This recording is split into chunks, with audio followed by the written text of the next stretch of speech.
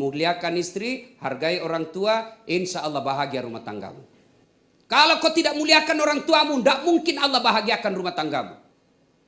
Maka selesai menikah bikin komitmen. Laki-laki muliakan orang tuanya istrimu. Istri muliakan orang tuanya suamimu.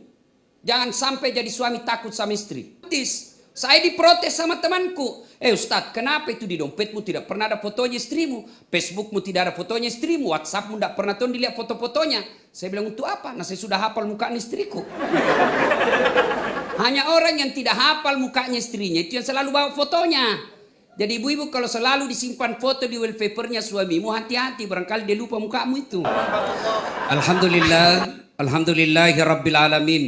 Wa bihi nasta'inu ala umurid dunya waddin. Ashhadu an la ilaha illallah wa ashhadu anna Muhammadan abduhu wa rasuluh. Allahumma salli ala sayyidina Muhammad wa ala alihi wa sahbihi ajma'in. Amma ba'd. Ma'asyiral muslimin muslimat, Bapak Ibu, saudara-saudara sekalian, teristimewa yang kita hormati, Bapak Wakil Gubernur Provinsi Kalimantan Timur, Bapak Haji Adi Dharma beserta istri, kemudian spesial pengantin kita malam ini, pengantin baru. Sesungguhnya ceramah yang paling saya tidak senang adalah nasihat perkawinan. Kenapa? Karena setiap saya lihat pengantin baru, saya selalu mau pengantin baru.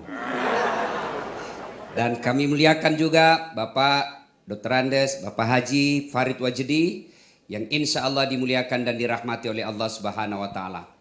Kita to the point saja ini. Nasihat pernikahan, bukan nasihat dasat latif, tapi nasihatnya agama buat Dina dengan Dedi. Pertama, menikah luruskan niat. Ini dulu yang pertama. Biasanya anak muda menikah itu membayangkan tempat tidur.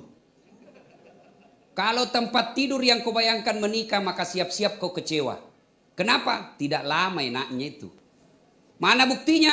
Selesai menikah cuma dibilang bulan madu, tidak dibilang tahun madu. Pendek saja. Maka ketika niatmu salah, maka kau tidak akan mendapat kebahagiaan sampai akhir pernikahanmu. Kata Nabi, nikahilah seseorang karena 4 hal.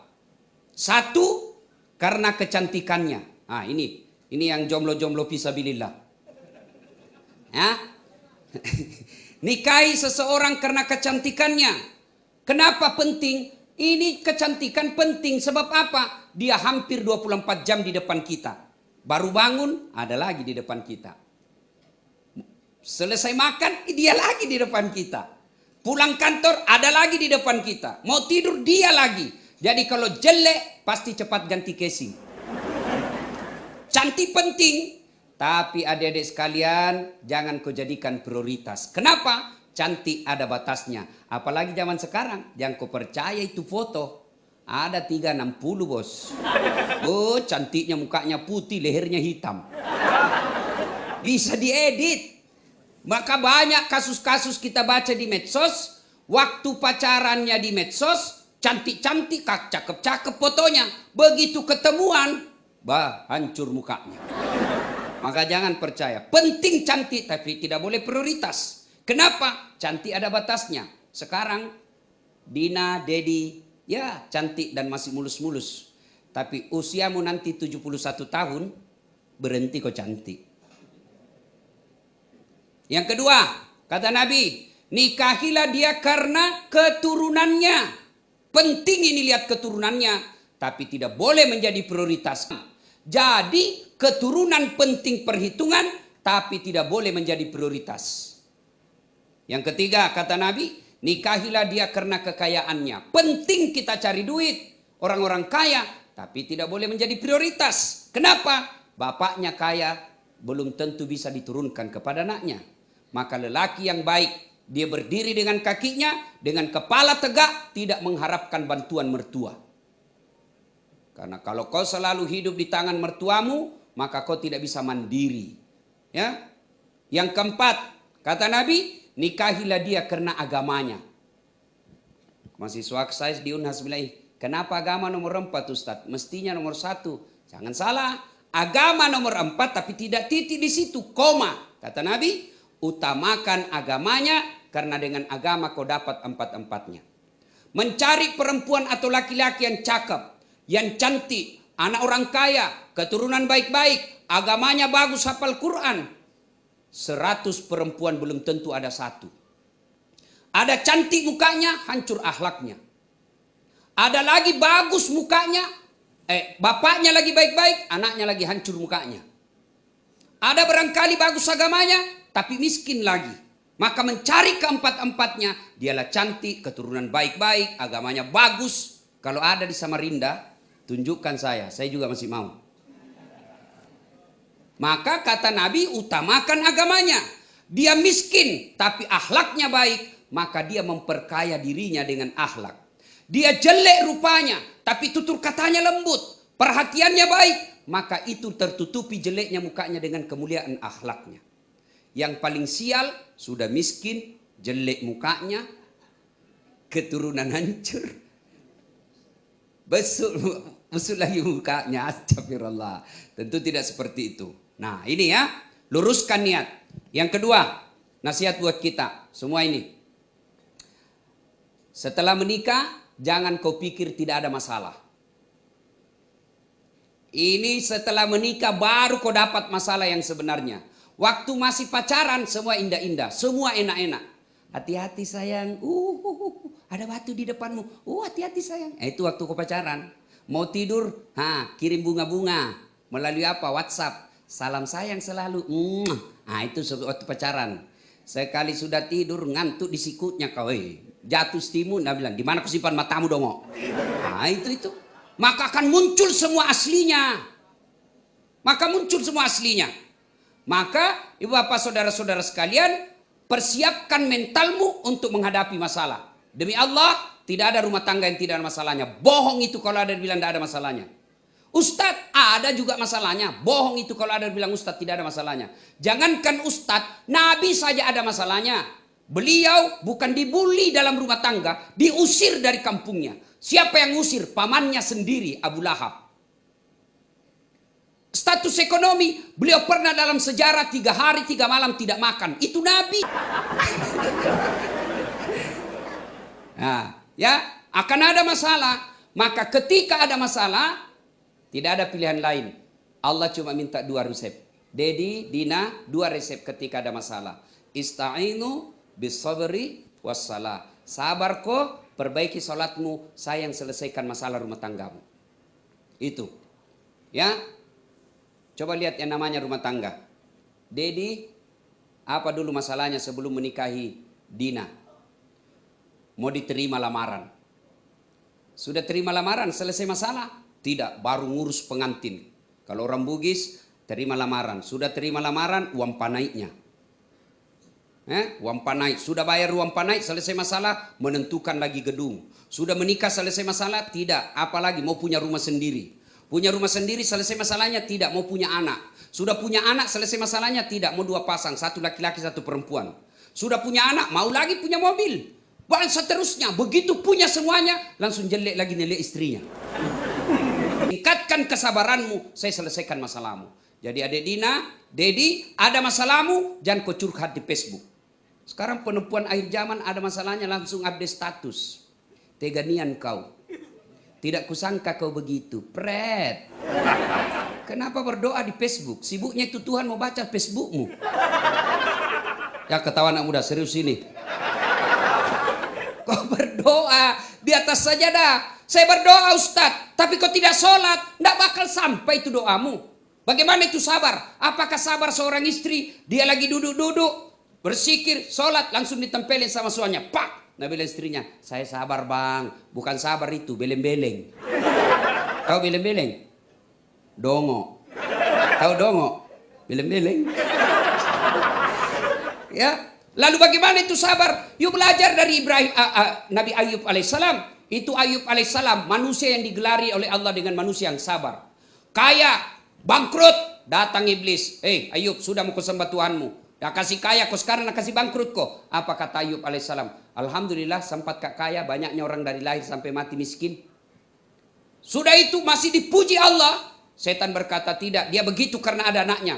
Digodanya lagi, Tes, meninggal anaknya. Datang lagi iblis. Sudah mau kau sembah Tuhanmu. Diambil hartamu. Sekarang diambil anakmu. Apa kata Ayub alaihissalam? Alhamdulillah saya sempat punya anak. Banyaknya orang dari menikah sampai meninggal tidak punya anak. Langsung dia bilang masih suaku. Saya juga Ustaz. Sudah hampir sarjana. Tidak ada anakku. Kan tidak ada istrimu dong. Ada lebih parah. Tidak ada suaminya, ada anaknya. Lebih hancur. Ayub alaihissalam. Lalu ditesnya lagi. Apa? Sakit. Seluruh badannya dimakan ulat. Tapi Ayub alaihissalam berkata, Alhamdulillah saya sempat sehat. 81 tahun saya sehat. Baru saya 16 tahun sakit. Masa saya mengeluh kepada Allah.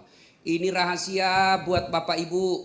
Nih, biasa orang tidak sabar menghadapi musibah rumah tangga. Ya, 60 tahun berkeluarga. Tiba-tiba ada cobaan. Baru 2 bulan kena cobaan. Dia limpahkan 60 tahun bahagia dengan suami atau istrinya.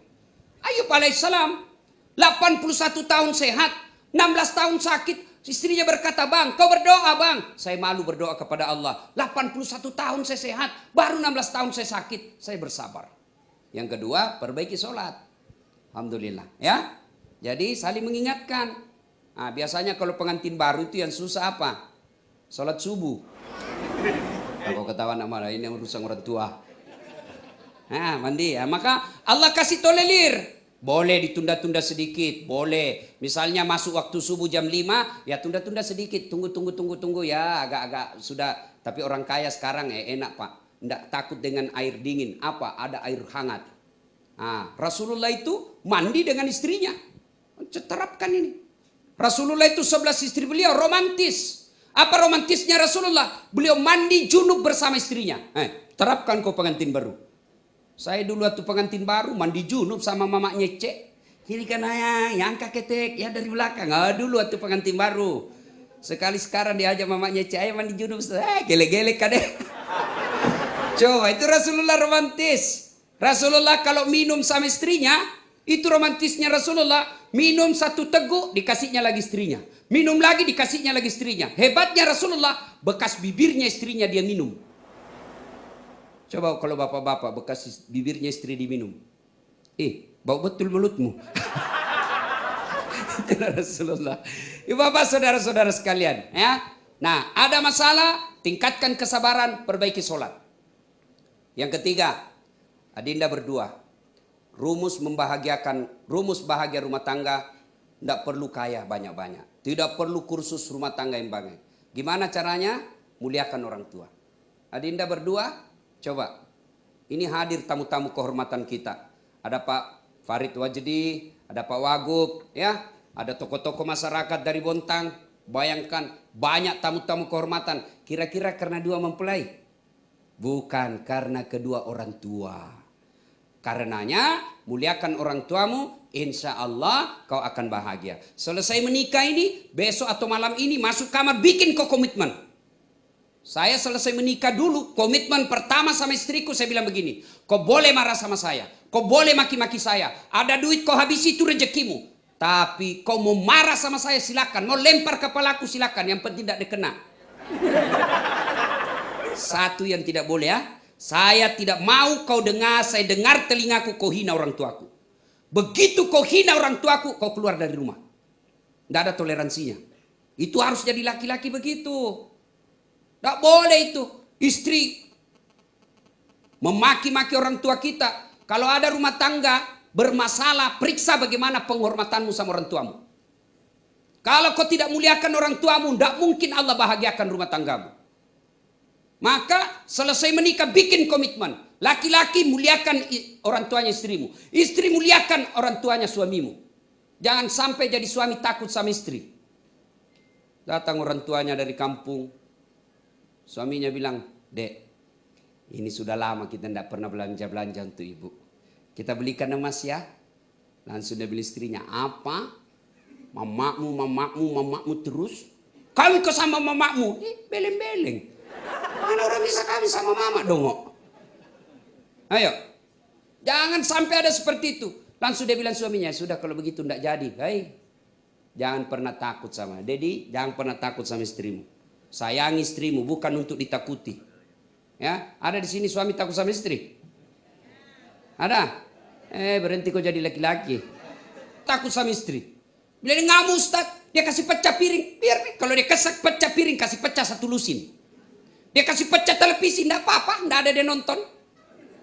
Kenapa? Piring boleh dibeli. Harga diri semua suami tidak boleh diinjak-injak istri. Takbir.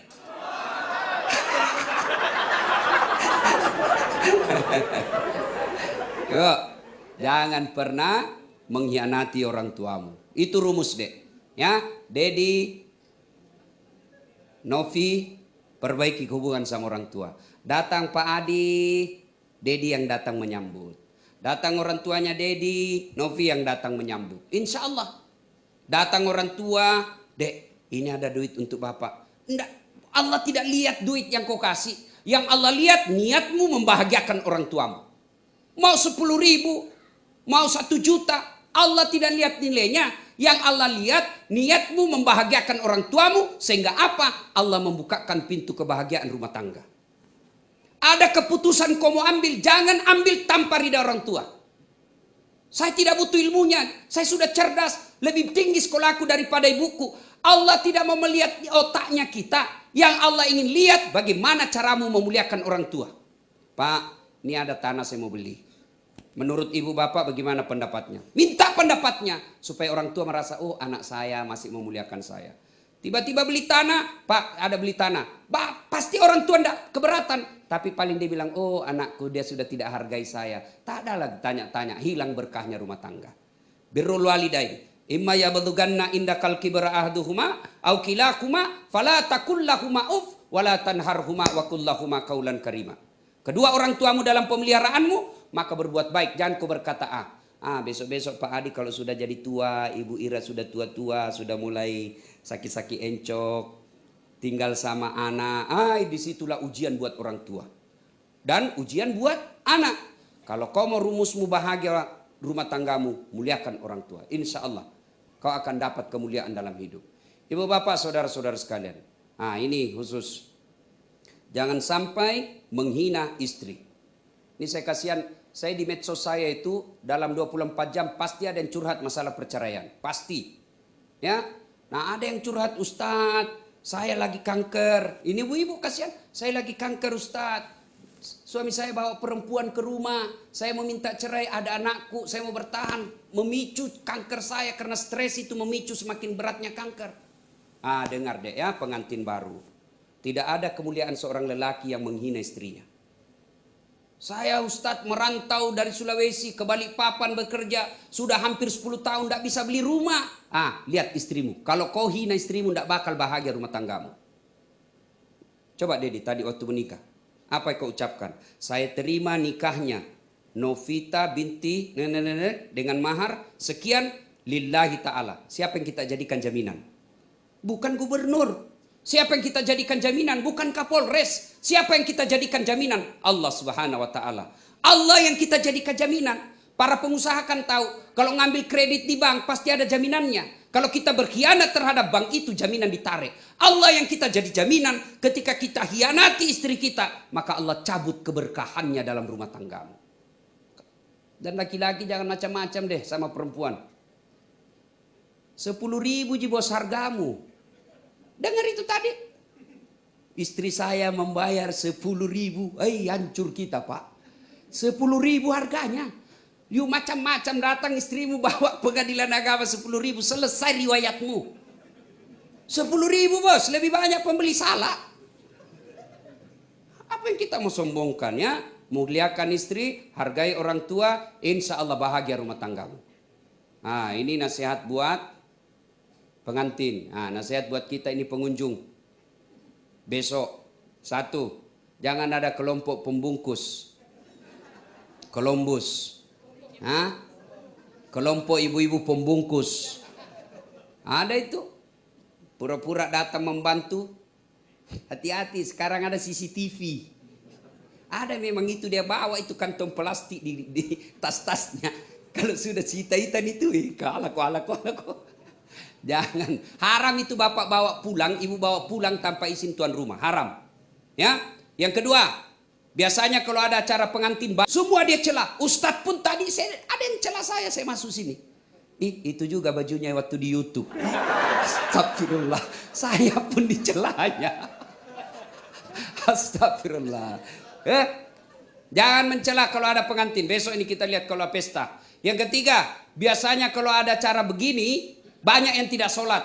Terutama ini ibu-ibu. Bagaimana cara pengantinnya orang mau berkah, undangannya 1000 orang, lebih banyak tidak sholat daripada yang sholat. Terutama ini ibu-ibu. Gara-gara make up. Mukanya dikira tembok. Biru, coklat, abu-abu, krim. Ada lagi yang kasih lebih-lebih sedikit di sini. Saya tanya, kenapa begitu? Dan seperti artis Korea. Mau bilang artis Korea baru di Lok Tuan tinggal. Udah ya? Jangan. Boleh berdandan, boleh. Tapi jangan gara-gara dandan kau tidak sholat. Gimana caranya Ustaz? Solusinya kau wudhu dulu baru dandan. Sudah itu tahan kentut. Biar kau sudah wudhu kentut batal. Dia bilang tidak habis Ustaz, sedikit aja keluar. Biar sedikit batal. Bagaimana kalau jabat tangan? Berbeda mazhab. Syafi'i batal kalau jabat tangan. Batal wudhunya. Imam Ahmad selama kau tidak nafsu tidak batal. Maka kalau saya mahasiswaku di UNHAS yang cewek-cewek masih cantik, saya begini saja. Kenapa? Masa Ustadz nafsu? Iya dong, saya manusia. Ayat tidak mengatakan la taqrabus zina illa Ustadz. Jangan dekati zina kecuali Ustadz. Biar Ustadz hancur juga kalau ketemu cewek cantik. Makanya saya kalau cewek-cewek saya begini saja. Kalau ibu-ibu yang sudah usia-usia sakaratil maut, saya jabat tangan lah.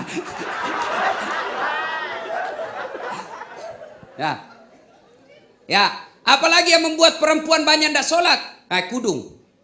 Jilbab sakaratil maut. Talinya 2 meter, naikat di gigi di lehernya. Nah kasih 3 lapis itu kuning, biru, abu-abu. Nah kasih strem lagi sedikit sini. Kasih miring, ada keling-kelingnya, ada kayak pohon di belakangnya. Roknya sempit. Susah goyang tali hidungnya begini. Dia bilang suaminya, cepat-cepat kau banyak tamu. Dia bilang tunggu sedikit Pak. Beleng-beleng. Ketawa baru dirinya nak kena. Jangan lagi begitu deh ya. Sudahlah ya. Coba lihat Pak, dalam pengantin. Istri pejabat, orang kaya, bangsawan. Lalu dia datang pakaian seadanya, menjadi perhatian dan akan menjadi teladan. Orang kalau pejabat itu suaminya, orang kaya, bangsawan. Sederhananya ya, baiknya sifatnya. Orang akan memujinya. Ini terkaya tidak. Terkenal tidak, cantik tidak, tapi gayanya la ilaha illallah. Nana tahu aja orang bilang orang bontang. Apalagi muka babat. Sudahlah ya. Yang berikutnya lagi. Nasihat buat kita semua. Kalau ada pengantin. Nasihat buat kita semua. Kalau ada pengantin, biasanya banyak tersinggung pulang. Kenapa tersinggung? Merasa tidak dilayani. Jauh-jauh saya dari Sulawesi Selatan, tidak diurus. Tidak mungkin Pak Adi dan Ibu Ira melayani Bapak dengan sempurna. Kenapa? Banyak tamunya. Saya dengar-dengar 10.000 nanti akan diundang. Mana mau diurus semua Bapak datang. Yang tersinggung dan bilang, tidak mau lagi saya pergi pengantinnya Pak Adi. Kenapa? Saya pakai baju baru, masa tidak kena syuting? Alhamdulillah ini malam saya lihat baik. Biasa itu ada tukang foto, pantat dia kasih tamu kemuliaannya orang. Disitulah kehebatanmu seorang fotografer, mampu menempatkan tempat dirimu, tidak mengganggu acara orang, padahal kau mengambil gambar yang baik tanpa mengganggu tamunya orang. Itulah yang namanya profesional. Biasa orang foto, tabe pak, kau kasih pantat apa? Tabe baru pantat kau kasih. Ya? Nah ibu bapak saudara-saudara sekalian, terakhir sekali. Jadi besok kalau marah dek sama istrimu jangan gampang bilang talak. Ya? Ini yang banyak anak-anak medsos tidak sadari. Marah sama istrinya dia WhatsApp, saya talak kamu. Sama itu kalau kau ucapkan sama. Meskipun mulai WhatsApp, saya talak kamu, jatuh talak 1. Ya, masih boleh campur. Dingin-dingin malam-malam sama-sama butuh, boleh campur, halal. Saya talak kamu. 5 menit kemudian di ruang tamu dia, saya talak betul kamu, jatuh talak 2. Tidak boleh campur sebelum nikah ulang. Kau harus nikah dulu. Kalau kau campur tidak nikah, sama hukumnya berzina.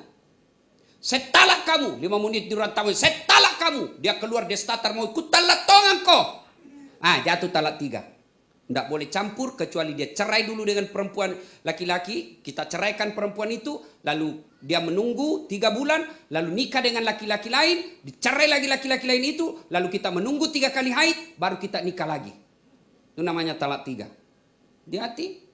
Bagaimana kalau perempuan bilang talak talaka. Biar sampai di atas pantatnya.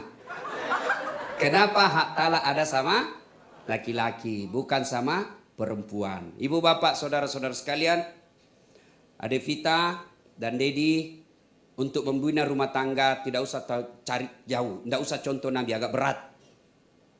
Lihat saja ibu, Pak Adi dengan Ibu Dharma, Ibu Adi. Saya mengenal beliau, pertama kali yang undang saya ke Bontang Pak Adi, Ibu Ira. Sudah lebih 10 tahun saya mengenal beliau. Saya tidak pernah mendengar Ibu Adi kasar sama istri. Tidak pernah busuk mukanya di depan istrinya. Tapi saya yakin pernah juga bertengkar. Tidak mungkin tidak pernah bertengkar. Tapi tidak pernah menampakkan sama orang. Banyak kita biasa bertengkar di depan orang. Biar di depan banyak orang dia kasih bola matanya sama suaminya. Suaminya minta izin. Bu, saya boleh minum kopi? Dia bilang boleh tapi matanya melotot. Dia lihat sama orang. Kasihannya. Jangan. Contoh saja. Ibu Adi, Ibu Ira tidak pernah kasar ngomong sama suami. Pak Adi tidak pernah saya dengar memaki istri. Itu aja contoh deh. Ya, Ibu Ira pernah punya suami sebagai wali kota, tapi tidak takabur dan tidak pernah sombong. Tetap mendukung istri dengan sebaik-baiknya. Kalau ini kita jadikan contoh, lalu banyak berdoa, minta pertolongan kepada Allah, saya yakin kalian berdua akan membentuk rumah tangga yang bahagia. Insya Allah. Demikian, mudah-mudahan ada manfaat. Kalian yang masih jomblo, segeralah menikah, ya. Jangan cari orang sempurna. Yang kau cari adalah niatkan, luruskan niat untuk menikah, menegakkan sunnatullah, menegakkan sunnah Rasulullah dan menghindari maksiat. Jangan kau pacaran. Ini cewek, motor saja itu 1 tahun dicicil sudah lunas.